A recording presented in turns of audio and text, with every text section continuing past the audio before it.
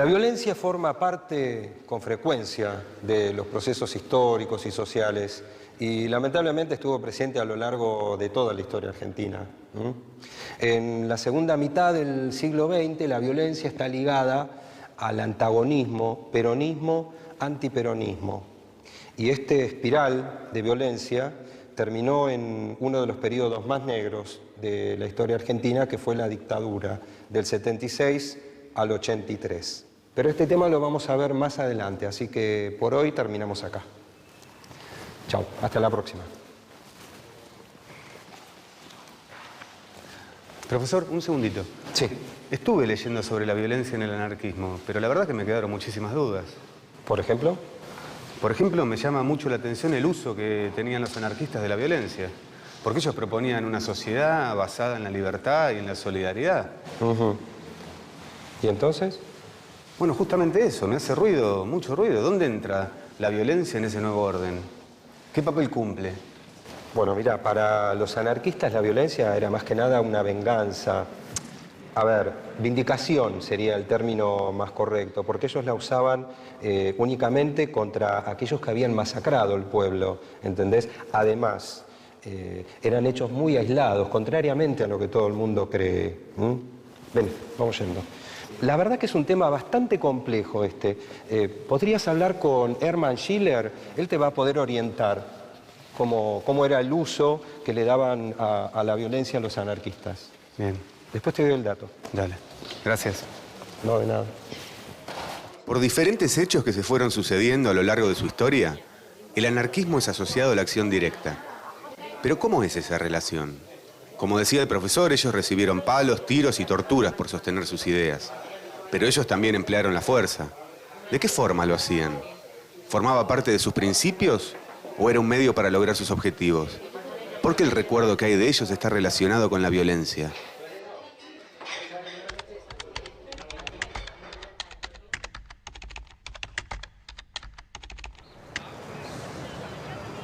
Herman. ¿Qué tal? ¿Qué tal, Buen Ernesto? día. ¿Cómo Buen estás? día. ¿Cómo te va? Bien, ¿y vos? Acá estamos. Gracias por venir. Por favor. Es un gusto. Es un gusto que jóvenes se preocupen por la memoria. Hermann Schiller es periodista con una larga trayectoria de militancia en la izquierda. Junto a él, caminaré las calles donde sucedió uno de los actos vindicativos más conocidos de la Argentina, el atentado al coronel Ramón Falcón. Herman, contame quién era Falcón. Falcón era un típico exponente de las familias oligárquicas en ascenso en el siglo XIX. El ideal cultural de una familia de oligarquía era que su hijo sea cura, juez o militar. Y Falcón tenía vocación para militar, tenía vocación para represor. Ya desde muy joven. Ya de bien joven. Y ya en 1906, siendo muy conocido por su ferocidad, lo designan jefe de policía de la capital federal. Pero lo más conocido, obviamente, lo de él es la masacre del 1 de mayo, ahí en donde termina la Avenida de Mayo, frente al Teatro Liceo, en la Plaza Lorea. Los anarquistas fueron reprimidos ferozmente y hubo muchos muertos, las cifras difieren. Algunos historiadores, como el gran Osvaldo Bayer, habla de 80 muertos y 105 heridos. La prensa dice haber escuchado de boca de Falcón, que se bajó de un auto: hay que terminar de una buena vez con todos los anarquistas de Buenos Aires. Y para eso, agregó Falcón, es un dato no menor, tengo órdenes del Ministerio del Interior. Todos los 1 de mayo tenían problemas con la policía, porque en realidad, como es un día de luto, de dolor y de lucha y de protesta, van a tener problemas obviamente con la policía. Falcón estaba visto y señalado como la persona responsable de lo que había ocurrido durante la manifestación anarquista del 1 de mayo de 1909 y todo lo que aconteció a posteriori durante lo que se llamó la Semana Roja, en la que murió muchísima gente más. En realidad nunca hubo una cifra exacta de la gente que murió a lo largo de todos esos días. ¿Qué es lo que se pide en esta huelga? Esa huelga se mezcló con otras cuestiones, pero fundamentalmente los socialistas y los sindicalistas piden la renuncia del jefe de la policía. Los anarquistas están de acuerdo, pero en realidad no pueden pedir, porque ellos no pueden pedir la renuncia de un funcionario porque no aceptan la intervención del Estado como tal. Pero en realidad ellos de alguna manera suponen que esta es la reivindicación más importante. Termina la huelga, hay una serie de concesiones, pero la principal, que es la renuncia de Falcón y la investigación judicial, no se lleva adelante. Los únicos que son castigados son un grupo de anarquistas que son procesados por algunos hechos.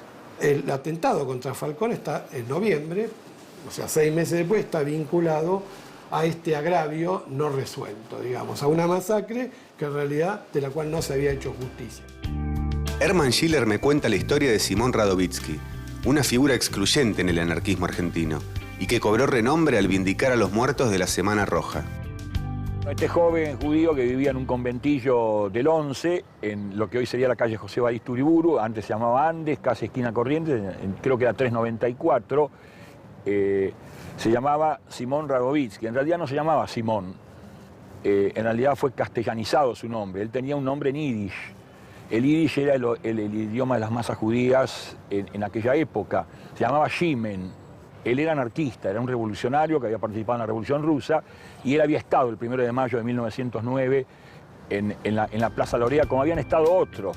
Junto a Schiller vamos hacia Callao y Quintana, donde 6 meses después de la masacre de Plaza Lorea, Radovítsky y Falcón se volverían a ver las caras.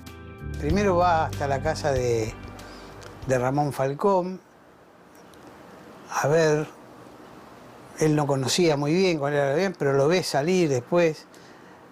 Hay quien dice que en ese momento no atentó contra Falcón porque había gente caminando por la calle, había mujeres con chicos y que decidió no hacerlo. Leyendo el diario El Argentino, se entera de la muerte de Balbé, que era un penitenciario, y que supuso que entonces que Falcón iba a ir al entierro de este hombre. Finalmente opta por hacerlo cuando ya Falcón se va con Artigo, con su secretario, en el Landó. Esta fue la esquina donde se produjo el hecho. Acá se bajó Radovítsky del tranvía 17 y directamente encaró, sabía que ese era el carruaje de Falcón. Le arrojó la bomba y salió corriendo. Una bomba que se llamaba de tipo japonesa. Estaba hecha con la parte central de una rueda de carro, pólvora, ácido, y dentro le cargaban lo que le cargan a todas las bombas, tuercas, clavos, para hacer más daño. Él cree que va a morir en la explosión, pero no pasa. Aturdido por el explosivo, escapa. Y lo empiezan a correr una cantidad de gente, y es cuando decide pegarse el tiro. Pero lo agarraron, no alcanzó a disparar bien, lo golpearon mucho y él dijo, viva la anarquía, con su acento de judío inmigrante. Radovítsky no hablaba como un porteño revolucionario del 2011. Radovítsky decía boino y hasta loigo, porque era un judío inmigrante. Y que quede claro, era un judío revolucionario que hablaba con el acento que él trajo de Rusia. Entonces, con ese acento él gritó viva la anarquía. ¿Y dónde lo entierran a Falcón? ¿Dónde lo van a enterrar? Lo enterraron en la Recoleta, aunque algunos dirán también a Evita lo enterraron en la Recoleta, pero esas son las contradicciones que hay en la Argentina. La Recoleta es el cementerio de la oligarquía y un represor como él, un representante de la familia más acomodada de la Argentina agroexportadora, era lógico que lo entierren ahí. Y esto es aquí, acá a 2 cuadras. Hacía mucho que no iba. Bueno, vamos a ir ahora. ¿Podemos ir? Sí, vamos, para recuperar la memoria.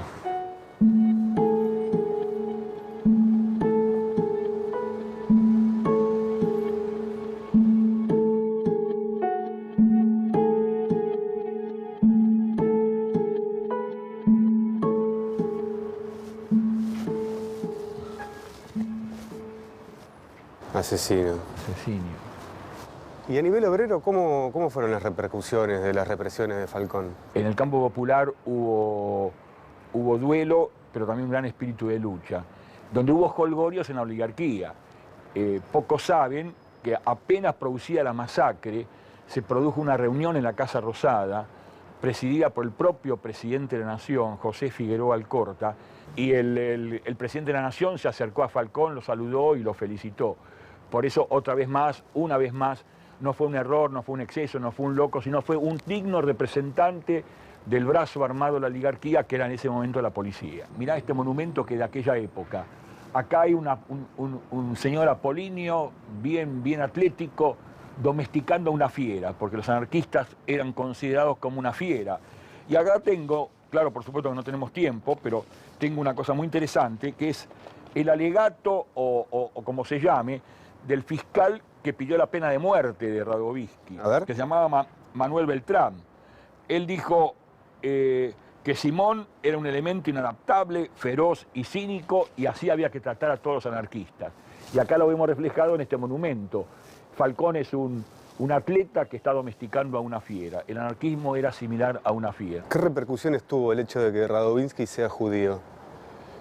Y fue muy duro, porque los medios de comunicación, hay que ver los diarios y las revistas de la época, incluidas Caras y Caretas, hablaban de una conspiración judía maximalista. La palabra maximalista hoy ya no se usa, hoy se dice extremista o alguna otra cosa por el estilo, y en lo que hoy llamaríamos la derecha judía, hicieron lo imposible por blanquear a la colectividad. Era tratar de mostrar, bueno, somos buenos, somos pacíficos, no somos como Radovínsky. Bueno, yo 100 años después diría, yo soy como Radovínsky. El asesinato de Falcón sucedió en La Recoleta, el barrio más aristocrático de Buenos Aires. Radovínsky fue convertido en un monstruo por la prensa y las autoridades. El crimen debía ser vengado y el juicio no tardó mucho en comenzar. Apenas un par de horas después de producido el atentado, la policía ya estaba armando la instrucción. El centro de la situación es determinar la edad de él. Si él era menor de 22 años, se salvaba. Si era mayor de 22 años, le cabía la pena de muerte. Radovínsky en todo momento, en todas sus declaraciones, dice que él tiene 20 años y evidentemente no debía estar mintiendo. Por en un momento determinado dicen que puede tener una edad entre los 22 y entre los 20 y los 25 años. Entonces el fiscal dice, bueno, dividamos al medio, hagamos 22 y medio, ya está, lo fusilamos. Bueno, no, ese criterio no se adopta, es una cosa absurda. Y entonces el juez, ante la duda, bueno, opta por la condena que finalmente le aplica, reclusión por tiempo indeterminado y 20 días de castigo al cumplirse cada año del atentado. Radovínsky, como otros anarquistas que reivindicaban la acción directa, tenía comportamientos pacíficos. Llevaban vidas ascetas y dedicadas a la transformación personal. Uno de los anarquistas más leídos era Elisée Reclus, cuya obra se editó en Argentina con dinero robado por grupos anarquistas.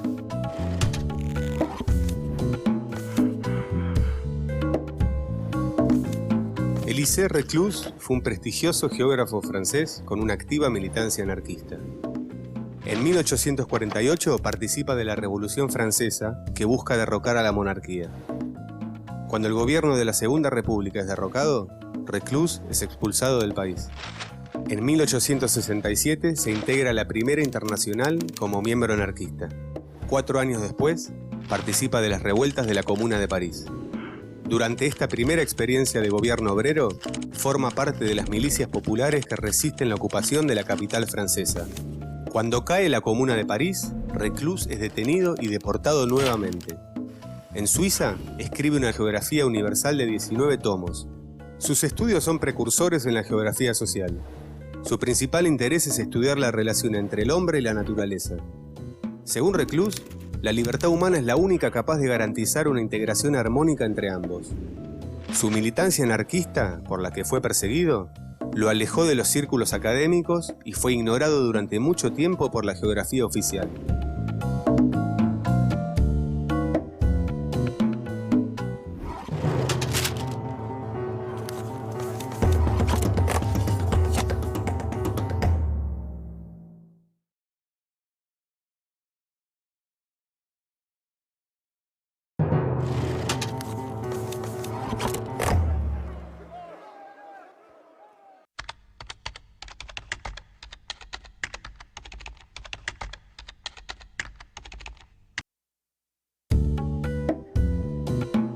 Para los anarquistas, Radovítsky es un ejemplo del uso de la violencia como una respuesta a la violencia institucional.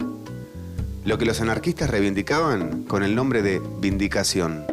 La violencia reivindicativa, que en la Argentina tuvo un alcance aislado, fue mucho más extendida en Europa. Uno de los principales líderes de los grupos de acción directa fue el francés Ravachol.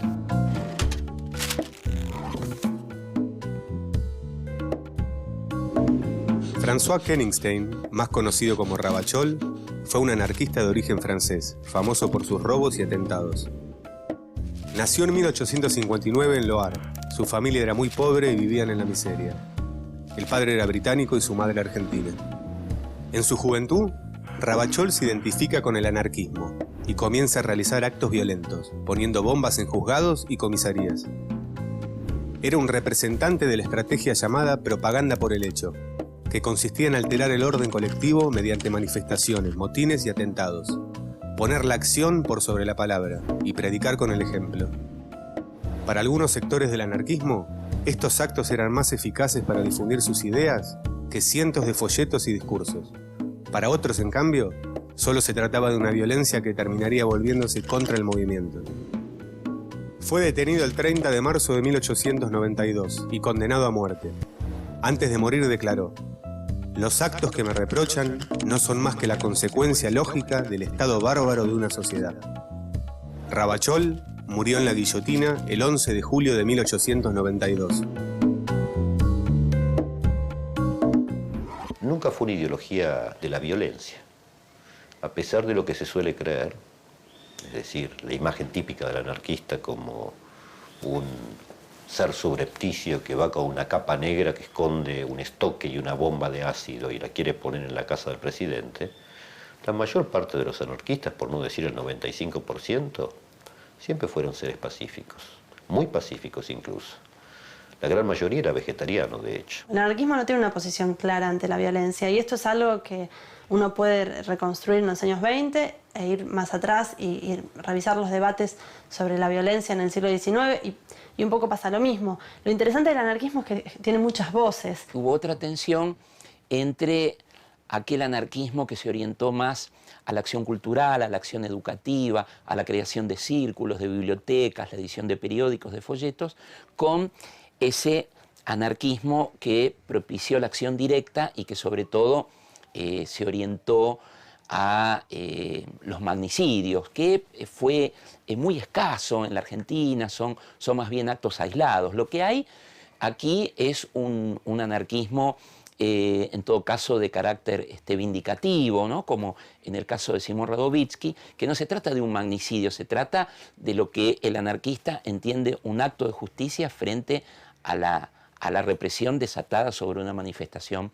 obrera pacífica. Si bien pasó a la historia, digamos, por ser un movimiento estrictamente violento y terrorista, digamos, y esta caracterización del anarquista con la bomba o con el cartucho de dinamita pasó a la historia, yo creo que, a diferencia de otros movimientos políticos, y la comparación, si bien es muy extemporánea, para mí tiene sentido, como por ejemplo en la Argentina de los 60-70, no existe en el anarquismo una idea de que la violencia es una herramienta neutral de la cual uno se puede valer para, ya sea para una revolución, para la conquista del poder. Es decir, rara vez se cree que la violencia por sí misma es condición para la generalización de una conciencia revolucionaria. Nunca hubo demasiado apoyo a la violencia, sí autodefensa, sí acción, eso siempre lo hubo, pero el ideal anarquista era la del ejemplo moral. Los anarquistas que estaban a favor de la... no que estaban a favor, que justificaban la violencia, decían, bueno, para estos anarquistas que solo reivindican el atentado de Simón Radovítsky, ¿qué hubiera pasado si en el atentado Simón Radovítsky hubiera matado sin querer a alguien, ¿no? Alguien que no era Ramón Falcón? Pero un sector del anarquismo hubiera dicho sí, sería condenable. Si hubiera muerto alguien que no era el objetivo, hubiera sido condenable. En este sentido son muy ilustrados, digamos, ¿no? Lo que verdaderamente va a generar en Argentina, más todavía, lo que va a generar conciencia es la educación, la formación, ya sea científica, práctica, disolver esta idea de trabajo intelectual, trabajo material. Es difícil decir, bueno, el anarquismo condena la violencia o está a favor de la violencia. Depende de qué sector uno mire.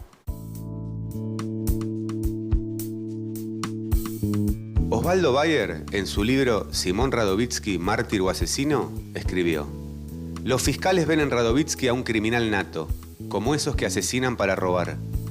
No reconocen que es un hijo de la desesperación, nacido en una tierra donde reina la esclavitud y el látigo para el pobre, donde el castigo es terrible para el desobediente al régimen absolutista de los zares. Termina su presentación pidiendo la pena de muerte para el anarquista. Solo se le opone el pequeño inconveniente de la edad. Para los menores de edad, las mujeres y los ancianos, no hay pena de muerte en la Argentina de aquellos tiempos.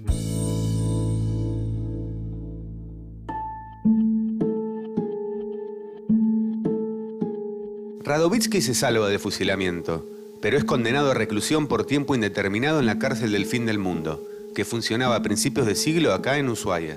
Me voy a encontrar con Carlos Bairo, un historiador fueguino quien conoce la vida de Radovítsky en la cárcel de mayor seguridad del país. ¿Cómo era el Ushuaia de esa época? Bueno, Ushuaia de esa época era una Ushuaia pequeña, un pueblito, que en realidad se estaba desarrollando, y después quedó estancada, lógicamente, con la actividad de la cárcel. La cárcel generaba una actividad económica. ¿Qué tipo de presos traían acá? En realidad era para todo lo que se querían sacar de encima de cualquier otro lado de la Argentina. En sí fue el lugar elegido para que vengan los anarquistas. El motivo fue muy sencillo, que no tuvieron que hacer ni muros. De acá no se podía prácticamente escapar nadie. Porque en sí los muros eran muros naturales. El agua helada, que es helada todo el año. La extensión de agua a nadar es larga. El invierno es muy crudo. ¿Y por qué se cierra? Lisa y llanamente lo que dice el decreto por inhumana. O sea, el decreto lo fue firmado creo que el 21 de marzo del 47 por Perón y se termina de ejecutar ese decreto en diciembre del 47, donde se termina de trasladar todos los presos. Carlos, me gustaría, si se puede, conocer la cárcel. Tratar de ver si se puede la celda donde estuvo Simón Radovítsky. ¿Vos me podés llevar? Sí, por supuesto. Bueno, vamos.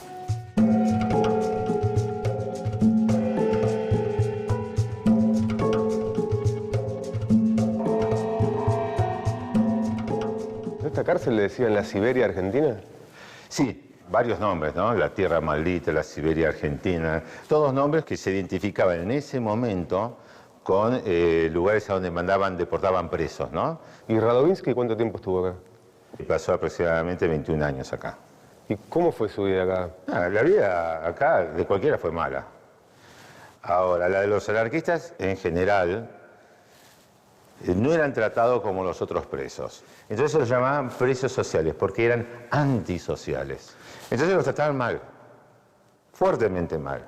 ¿Y cuáles eran los típicos castigos? Bueno, de todo. Podía ser pan y agua por 30 días, podía ser celda oscura como estuvo mucho tiempo, palizas. Él las pasó todas, ¿eh? O sea, a él le hicieron de todo. Su vida acá era una tortura, no de un momento que lo torturaban, era una tortura constante. Simón Radovítsky se rebeló a las torturas y a los maltratos y decidió hacer lo imposible, escaparse de la cárcel del fin del mundo. Logra hacer llegar a la protesta una carta en la que comunica que entre el 4 y el 7 de noviembre de 1918 él piensa escaparse. En la redacción de la protesta deciden que quien va a ayudarlo a ir a sacarlo de allí es Apolinario Barrera.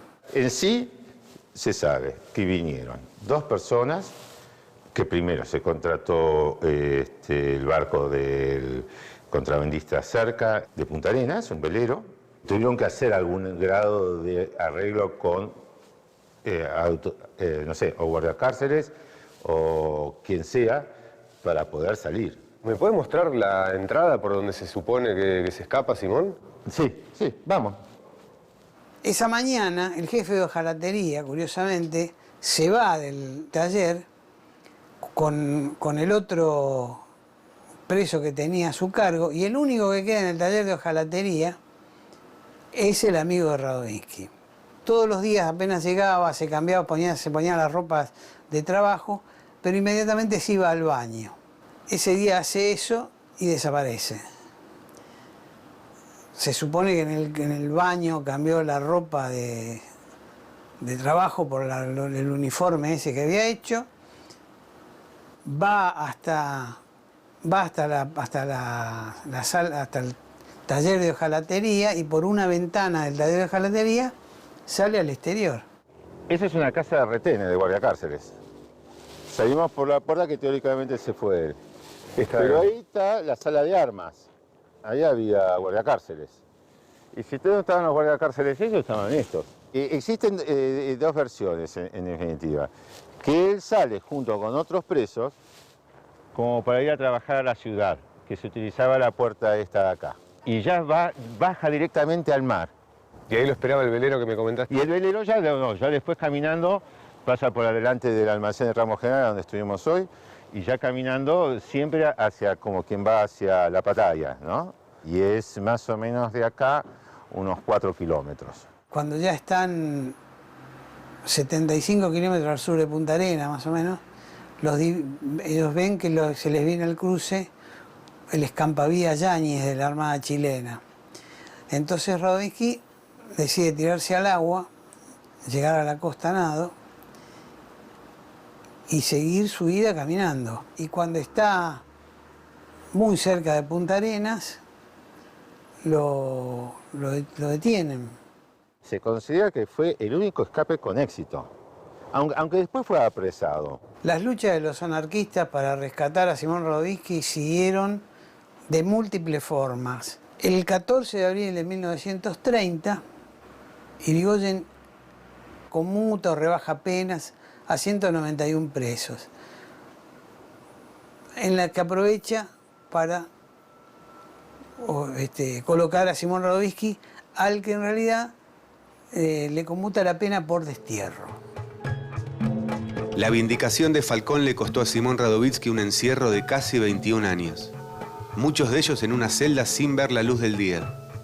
Recibió golpes, torturas y vejaciones, pero nunca se quebró. Tras la libertad continuaría su militancia anarquista en Uruguay, luchando en la Guerra Civil Española y en México, donde viviría hasta su muerte.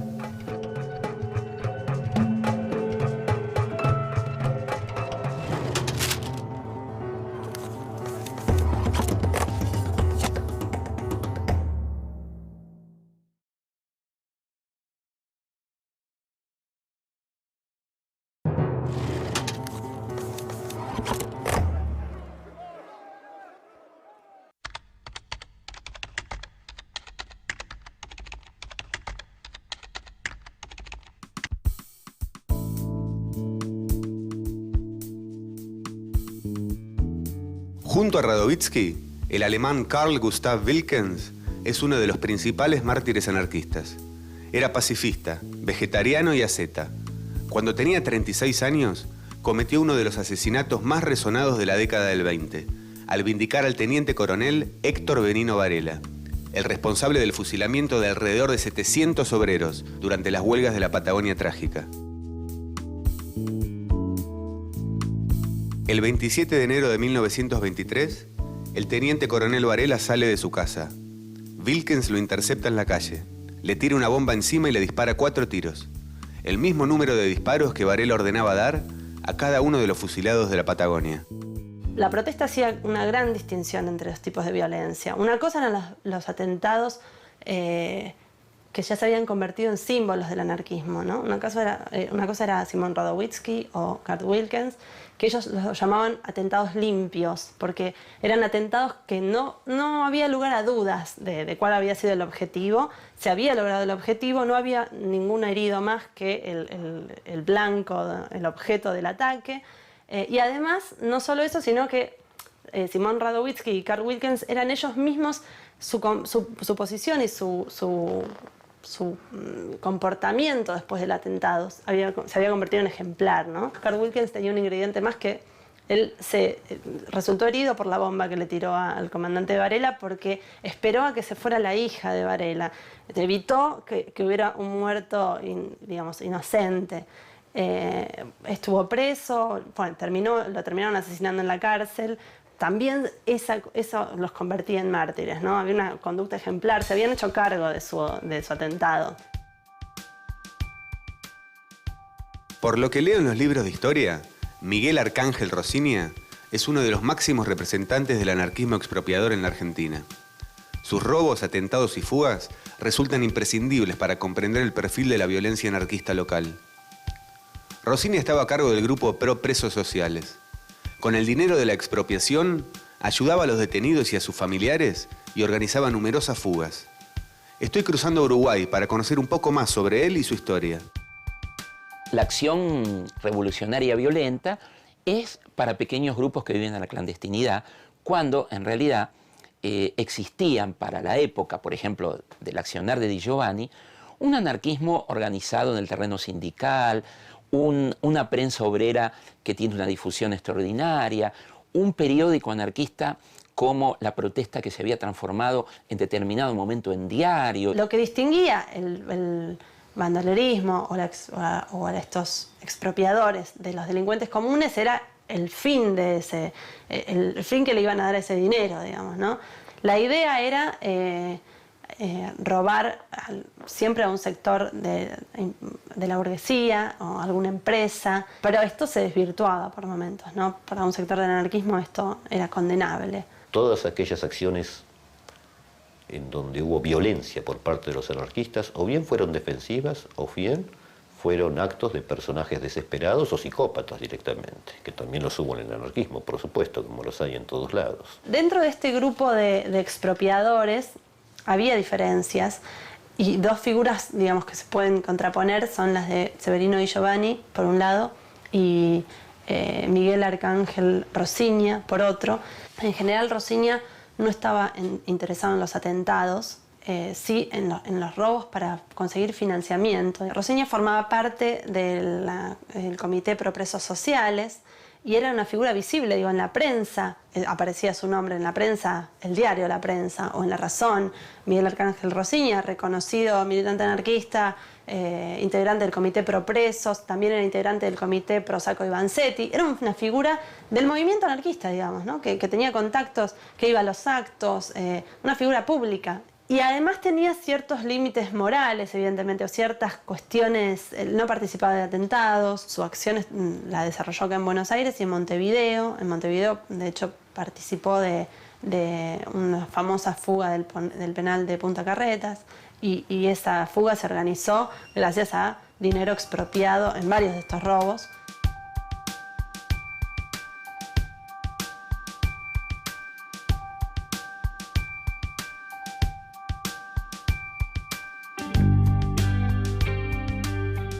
Me encuentro con Matías, militante de la Biblioteca del Cerro, uno de los espacios anarquistas más importantes de Uruguay.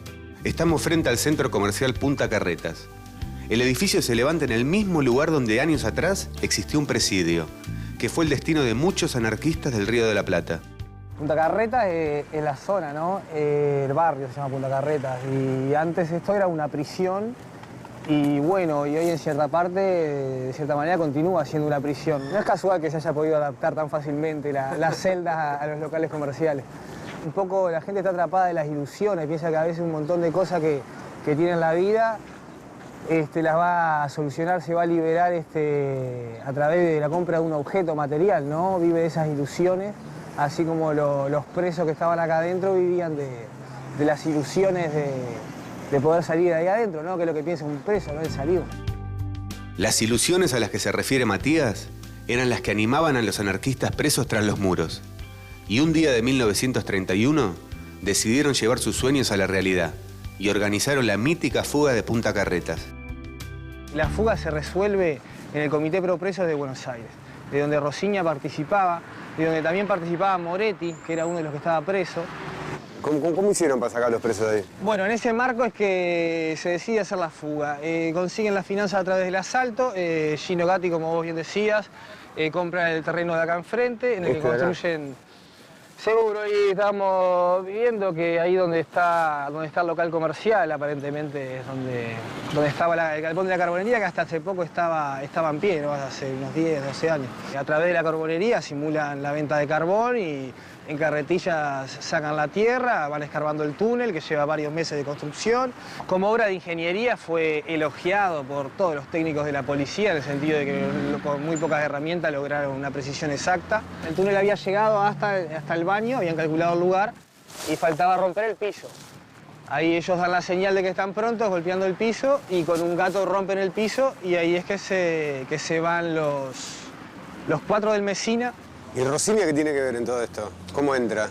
Rosinia tenía vínculos con la FORU, tenía vínculo con las sociedades de resistencia, no estaba, por más que accionaba los grupos clandestinos, estaba vinculado a las sociedades obreras y era muy respetado y muy querido. Y obviamente tenía una gran capacidad de planificación en sus acciones, que es algo que es fundamental. El margen de error en un tipo de esta acción puede ser fatal.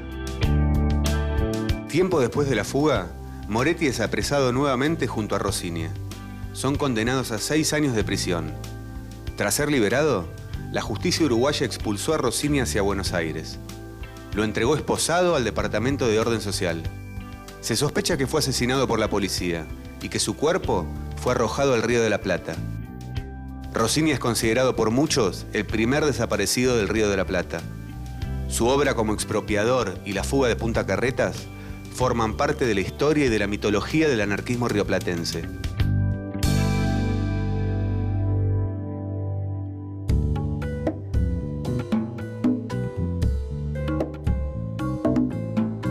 Las figuras de los expropiadores y vindicadores han sido vistas como héroes románticos. Para comprender la mente y la forma de operar de estos anarquistas, muchos se han acercado al libro ¿Por qué he robado?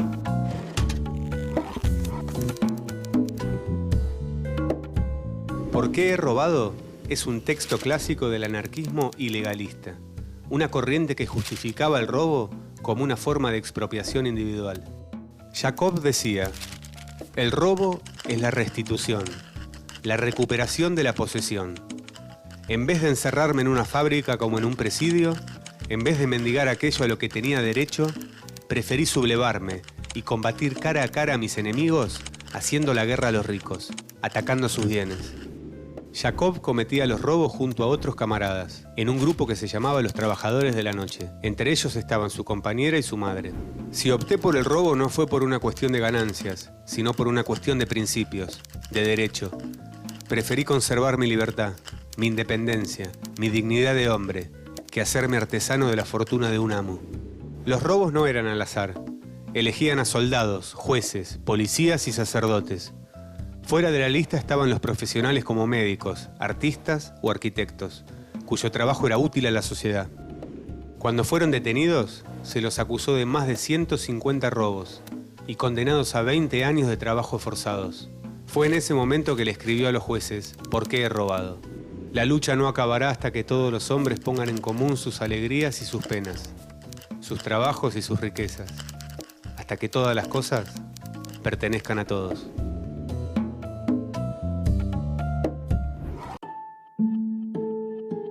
Estoy volviendo a Buenos Aires. Todavía me falta estudiar a un personaje infaltable en esta historia, el italiano Severino Di Giovanni, un militante antifascista que llegó a estas tierras en la década del 20 para cambiar definitivamente el anarquismo argentino.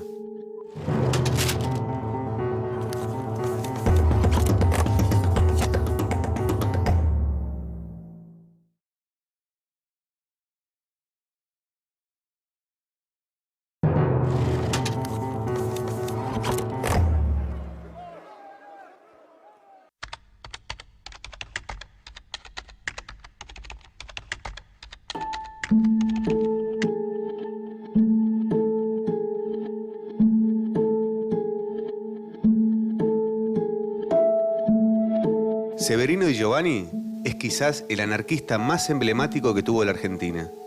Desde que llegó de Italia, tuvo una intensa actividad de difusión de las ideas libertarias, desde su periódico Culmine.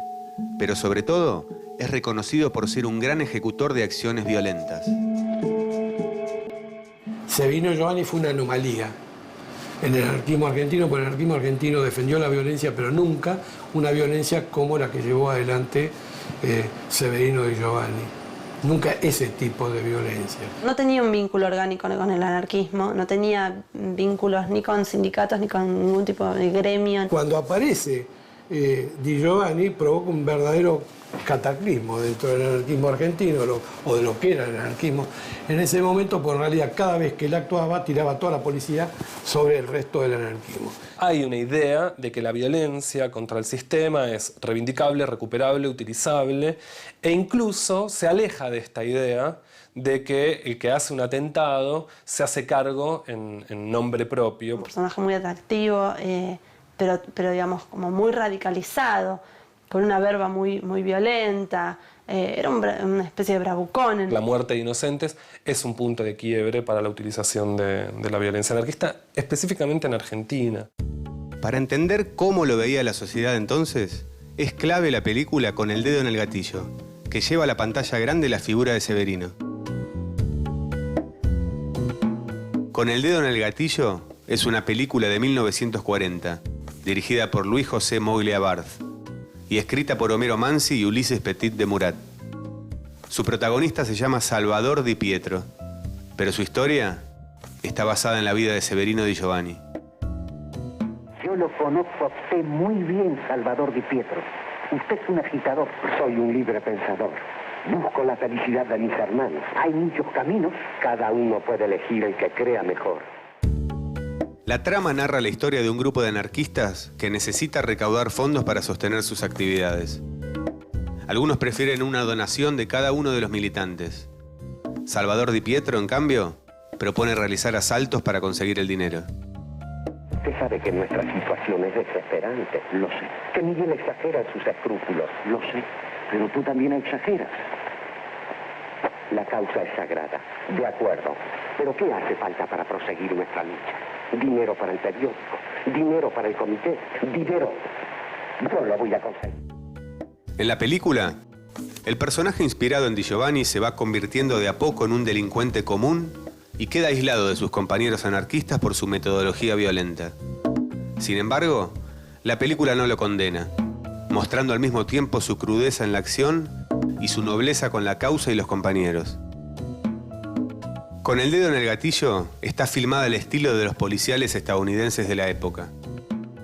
Si bien el personaje de Salvador Di Pietro es una versión libre de la vida de Severino Di Giovanni, el final es el mismo. Cercados por la policía, los dos son arrestados, juzgados y condenados a muerte. Para tratar de conocer más sobre Severino, voy a visitar a alguien que dedicó muchos años de trabajo en reconstruir su figura. El escritor Osvaldo Bayer. Contame de Severino Di Giovanni. Bueno, Severino es un maestro italiano que es expulsado por Mussolini, y entonces se viene a la Argentina con su familia. Tenía mujer y 3 hijos, 2 nenas y un varón.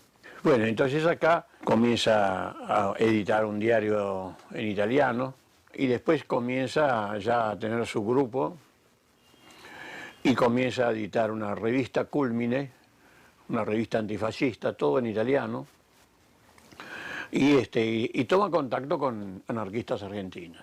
Va a comenzar con una serie de asaltos para tener dinero para publicar el Culmine, y también hace atentados con bombas contra italianos fascistas. Y también hace un atentado en el Banco de Boston, y en ese atentado mueren un viejito que era levantador de quinielas y una joven empleada que se iba a casar 15 días después. Entonces empieza una discusión en los anarquistas. Una agrupación de los anarquistas señalan de que hay que pensar muy bien en los atentados porque no pueden morir inocentes. Di Giovanni ahí se equivoca, les responde, en una sociedad no hay inocentes. Aquellos que realmente no luchan por el socialismo son todos culpables del sistema que estamos sufriendo. Justamente, ¿qué es esto? ¿Es una bomba? ¿Esto es una bomba? Un casco de bomba, sí, ¿no? No tiene ni la pólvora ni las cosas que van adentro.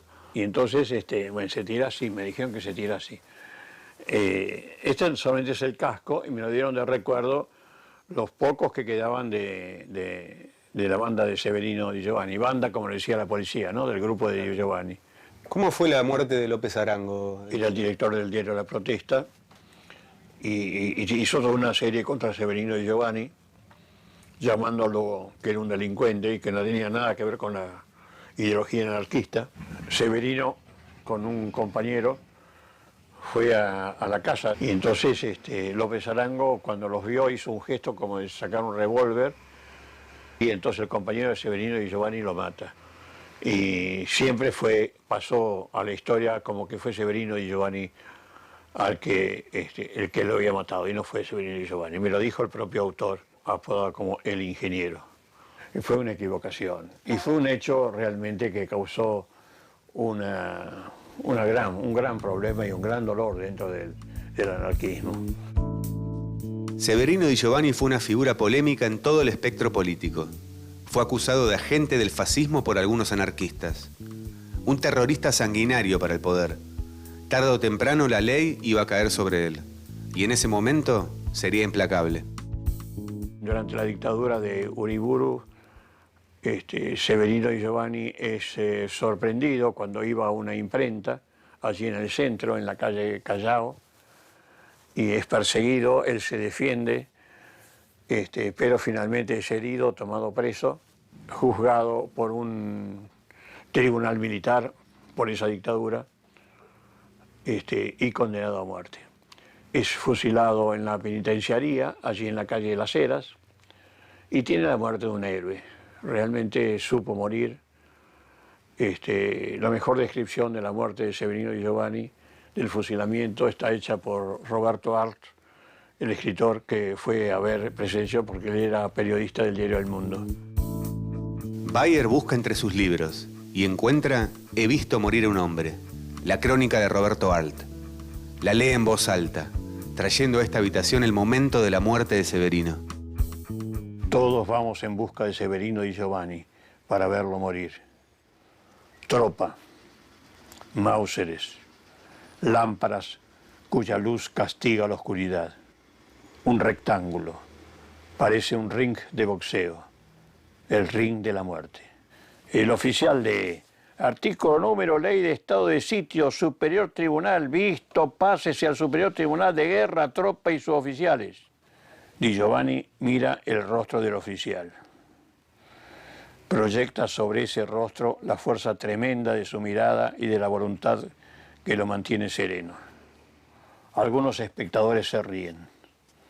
¿Soncera? ¿Nerviosidad? ¿Quién sabe? El suboficial quiere vendar al condenado. Este le grita, venda no, y mira tiesamente a los ejecutores. Emana voluntad. Si sufre o no, es un secreto. El prisionero saca pecho. ¿Será para recibir las balas? Pelotón, firme, apunten. La voz del reo estalla metálica, vibrante. ¡Viva la anarquía! ¡Fuego! Resplandor subitáneo. Las balas han escrito la última palabra en el cuerpo del reo. Un señor que ha venido de frac y con zapatos de baile se retira con la galera en la coronilla. Pienso que a la entrada de la penitenciaría debería ponerse un cartel que rezara: está prohibido reírse, está prohibido concurrir con zapatos de baile. Y es una crónica perfecta. Severino Di Giovanni murió a los 30 años de edad.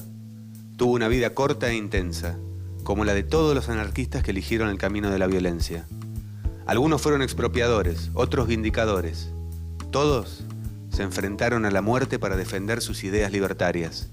Fueron figuras controvertidas, que dejaron la huella en la sociedad y que, sobre todo, ayudaron a estigmatizar a uno de los movimientos políticos más complejos de la historia.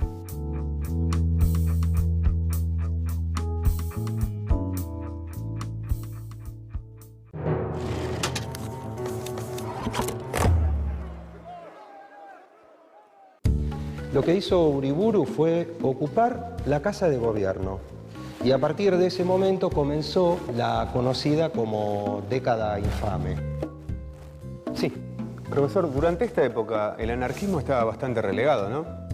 Sí, por supuesto, no fue para nada la edad de oro del anarquismo. Sin embargo, suceden cosas importantes en el interior del movimiento. No hay comisaría del país que no tuviera detenidos políticos durante los años 30. Soy Natalio Botana, soy el director de Diario Crítica y bajo mi responsabilidad, estos hombres y mujeres van a bajar y van a entrar en la ciudad. Le pegan 3 tiros, después lo rematan en el piso y bueno, lo que él escuchó que las últimas palabras eran "viva la anarquía".